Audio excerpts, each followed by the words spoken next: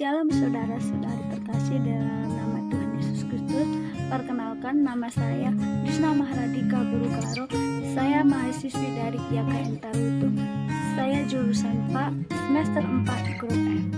Di dalam video ini saya akan menjawab pertanyaan dari dosen saya, yaitu Bapak Adrianus Nababan MPD, dari dosen mata kuliah Perencanaan Pembelajaran PA.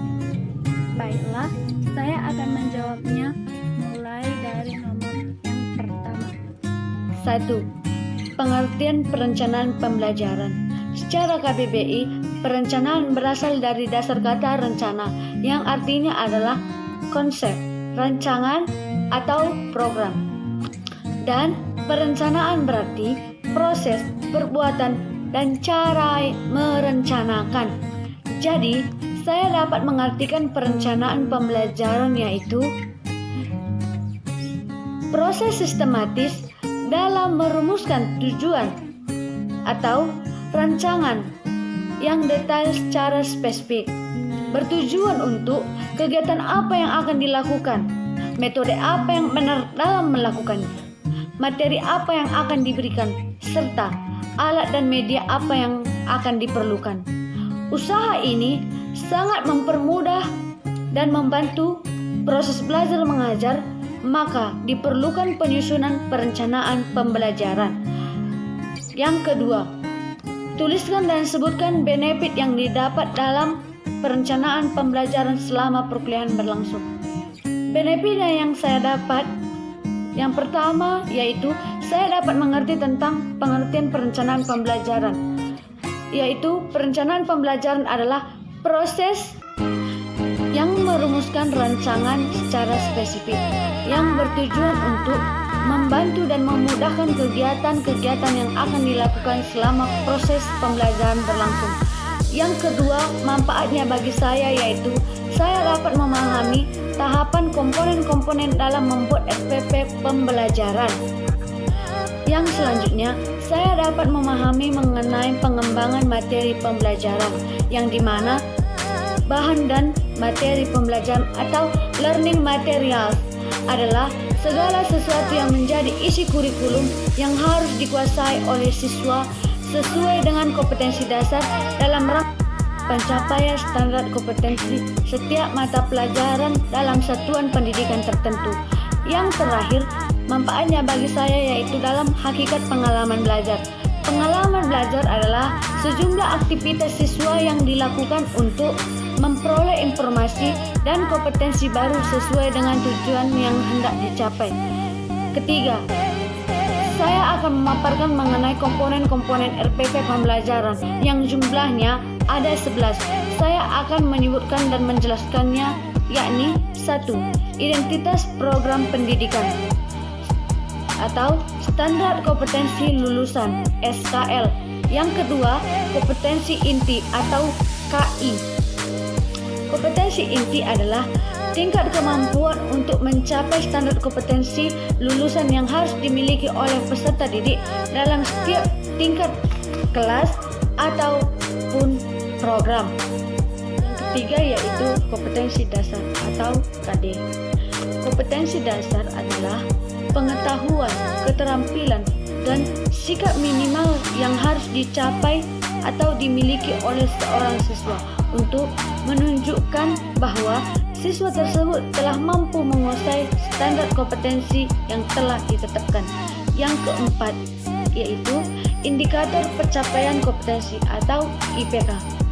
Indikator pencapaian adalah perilaku yang dapat diukur atau diobservasi untuk menunjukkan ketercapaian kompetensi dasar tertentu yang menjadi acuan penilaian mata pelajaran. Yang kelima yaitu tujuan pembelajaran. Tujuan pembelajaran adalah perilaku hasil belajar yang diharapkan terjadi, dimiliki atau dikuasai oleh peserta didik setelah mengikuti kegiatan pembelajaran tertentu. Yang keenam yaitu materi pembelajaran. Materi pembelajaran adalah pengetahuan, keterampilan, dan sikap yang harus dikuasai peserta didik dalam rangka memenuhi standar kompetensi yang telah ditetapkan. Yang ketujuh yaitu strategi pembelajaran. Strategi pembelajaran adalah dapat diartikan sebagai suatu cara atau metode kegiatan untuk mencapai suatu tujuan pendidikan. Yang kedelapan yaitu kegiatan pembelajaran. Kegiatan pembelajaran adalah suatu proses yang mengandung serangkaian kegiatan guru dan siswa atas dasar hubungan timbal balik yang berlangsung dalam situasi edukatif untuk mencapai tujuan tertentu. Yang kesembilan yaitu alat dan media pembelajaran. Alat dan media pembelajaran yaitu berupa alat bantu dalam proses belajar mengajar untuk menyampaikan materi. Yang ke-10 yaitu sumber pembelajaran. Sumber belajar adalah semua sumber baik berupa data, buku, media sosial, orang, dan wujud tertentu yang dapat digunakan oleh peserta didik dalam belajar, baik secara terpisah maupun secara terkombinasi, sehingga mempermudah peserta didik dalam mencapai tujuan belajar atau mencapai kompetensi tertentu. Yang ke-11 yaitu penilaian pembelajaran. Penilaian pembelajaran merupakan keputusan pencapaian hasil belajar yang didasarkan atas pengumpulan data menggunakan instrumen pengukuran baik sikap, pengetahuan, dan keterampilan. Yang keempat, di dalam nomor 4 ada 3 topik yang akan saya bahas, yaitu yang pertama, pengembangan materi pembelajaran.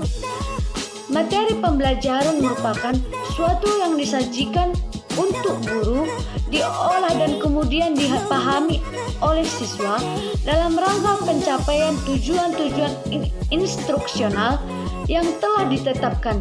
Dengan kata lain, materi pelajaran dalam pengertiannya dapat berupa fakta, konsep, prosedur, prinsip, dan keterampilan. Kriteria pemilihan materi pelajaran akan dikembangkan dalam sistem instruksional dan yang mendasari penentuan strategi belajar mengajar. Materi pembelajaran merupakan salah satu unsur atau komponen yang penting. Artinya, untuk mencapai tujuan-tujuan pengajaran, materi pelajaran terdiri dari fakta-fakta, generalisasi, konsep, hukum dan aturan, dan sebagainya yang terkandung dalam mata pelajaran.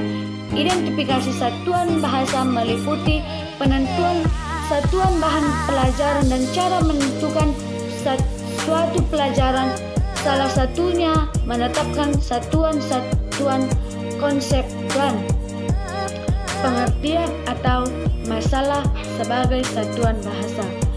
Yang kedua atau B yaitu indikator pencapaian kompetensi.